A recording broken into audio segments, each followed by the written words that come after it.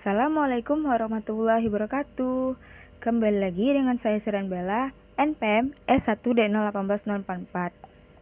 Pada video sebelumnya, saya telah mengestimasi model dengan teknik matriks. Nah, pada video kali ini, saya akan mengestimasi model ekonometrika dengan metode Ordinary Least Square atau OLS. Apa sih metode OLS itu? Metode OLS menawarkan suatu pendekatan di mana nilai duga parameter terbaik akan didapatkan jika nilai error sum square atau ESS dari suatu model didapatkan nilai terkecil. Dan berikut adalah tampilan editor yang saya buat pada aplikasi Shazam.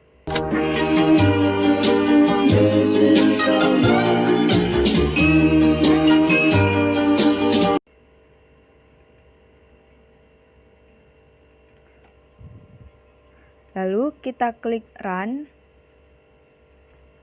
Setelah itu akan muncul hasil estimasinya seperti ini. Untuk mempersingkat waktu, saya telah memindahkan hasil datanya ini ke Microsoft Word.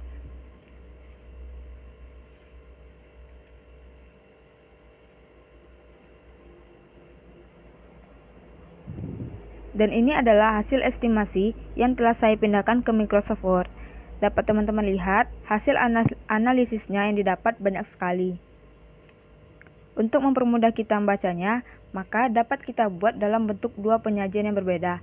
Penyajian pertama yaitu dalam bentuk persamaan. YT sama dengan B0 ditambah B1X1T ditambah B2X2T ditambah B3X3T ditambah B4X4T dan ditambah ET. Lalu bentuk penyajian yang kedua yaitu dalam bentuk tabel saji yang terdiri dari dua kolom yaitu variabel name dan koefisien. Sekarang kita lihat penyajian dalam bentuk persamaan.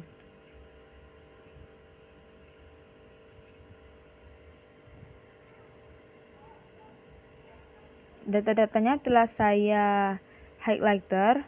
Warna hijau ini adalah nilai konstanta dan nilai konstantanya yaitu sebesar min 187,05 dan standar errornya yaitu 74,66.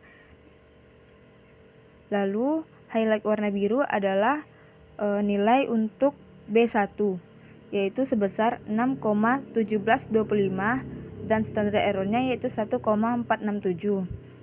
Lalu untuk estimate koefisien warna merah yaitu variabel jumlah pupuk sebesar 2,5598 dan nilai standar errornya yaitu 1,130. Dan untuk variabel jumlah pestisida yaitu sebesar 33,860 dan nilai standar errornya yaitu 18,25.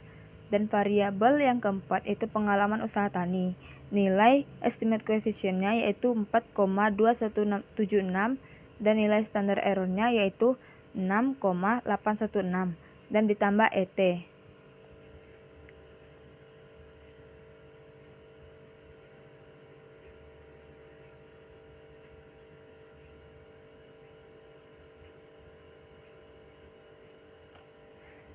ET atau nilai error ini sebagai simbol bahwa penelitian ini dipengaruhi oleh faktor lain.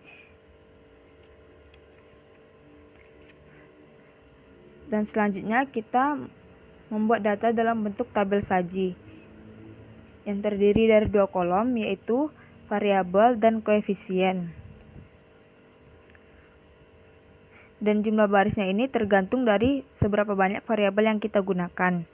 Kolom pertama yaitu variabel name. Dan yang dimasukkan di dalam kolom ini yaitu hanya variabel independennya saja. Variabel independen dalam penelitian saya yaitu variabel luas lahan, jumlah pupuk, jumlah pestisida, dan pengalaman usaha tani. Selanjutnya ada R square, F hitung, F tabel, dan T tabel. Dan pada kolom yaitu koefisien yang berisi nilai-nilai hasil analisis yang kita lakukan tadi. Nilai R square berguna untuk sebagai indikator ketepatan model.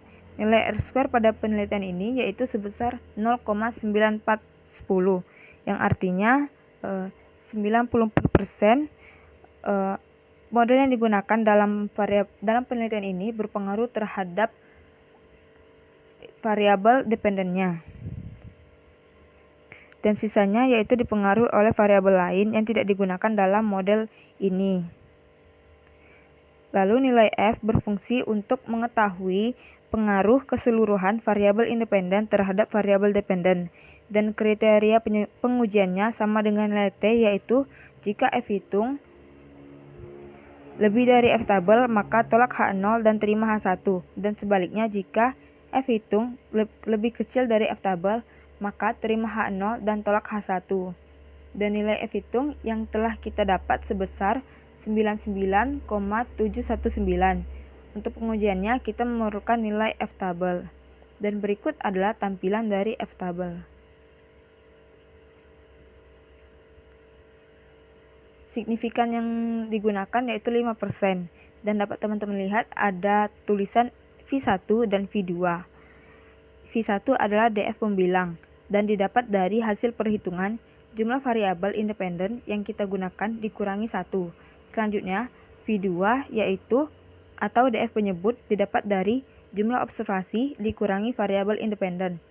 Pada penelitian ini, variabel independennya sebanyak 4 variabel dan jumlah observasinya sebanyak 30 observasi, sehingga nilai V1-nya sebesar 4 dikurang 1 yaitu 3, dan selanjutnya nilai V2 sebesar 30 dikurang 4 sama dengan 26. Lalu kita lihat V1-nya 3 dan V2-nya 26.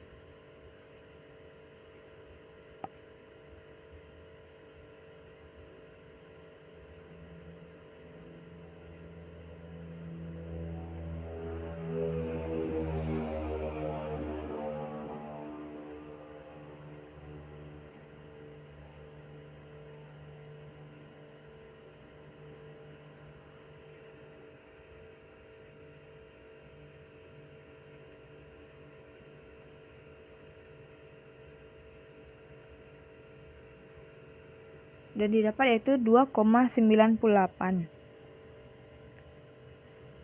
Lalu kita kembali lagi ke Word, dan sekarang kita dapat melakukan uji F, yaitu dapat kita lihat nilai F hitung lebih dari F tabel, yang artinya tolak H0 dan terima H1, yang berarti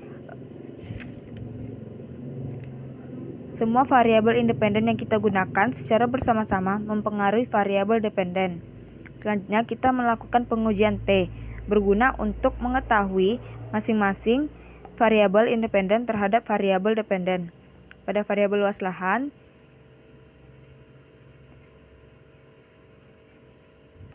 nilai T hitungnya sebesar 4,209 dan nilai T tabelnya sebesar 2,06.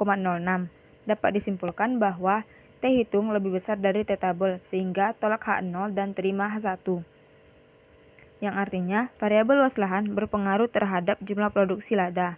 Dan juga dapat kita lihat koefisien regresi variabel ini sebesar 6,1725.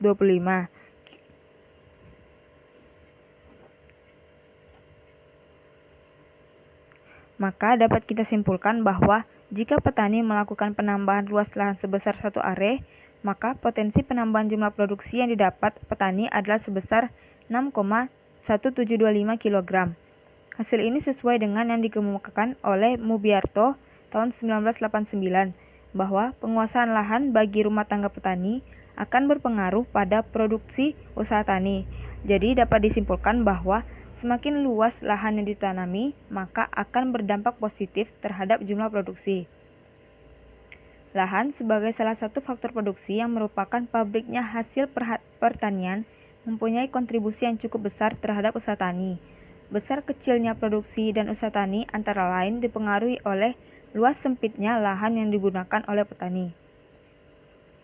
Variabel yang kedua yaitu jumlah pupuk.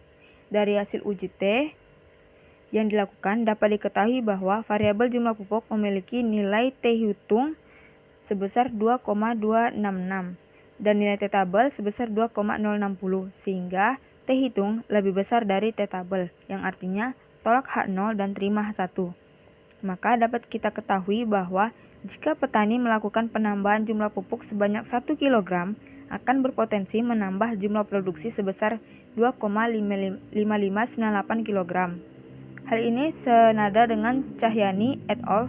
Tahun 2000 menyatakan bahwa lada merupakan tanaman yang rakus terhadap hara atau nutrient demanding crop, sehingga untuk dapat tumbuh dan berproduksi dengan baik, tanaman ini memerlukan jumlah pupuk yang relatif tinggi.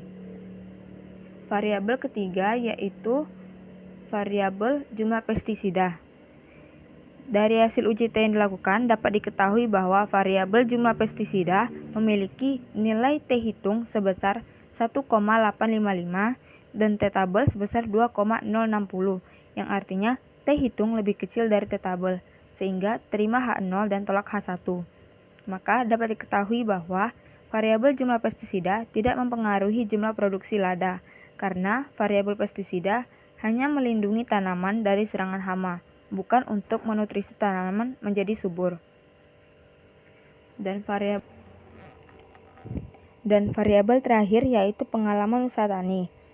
Dari hasil uji T yang dilakukan dapat diketahui bahwa variabel pengalaman usaha tani memiliki nilai T hitung sebesar 0,6188 dan nilai T tabel sebesar 2,060, yang artinya T hitung lebih kecil dari T tabel, sehingga terima H0 dan tolak H1, yang berarti variabel pengalaman usaha tani tidak berpengaruh secara langsung terhadap jumlah produksi, karena variabel pengalaman usaha tani tidak berpengaruh secara langsung terhadap pertumbuhan tanaman. Dan baiklah, itu saja yang dapat saya sampaikan pada video kali ini. Lebih dan kurang saya mohon maaf. Kepada Allah saya mohon ampun. Wabillahi taufiq wal hidayah. Wassalamualaikum warahmatullahi wabarakatuh. Terima kasih.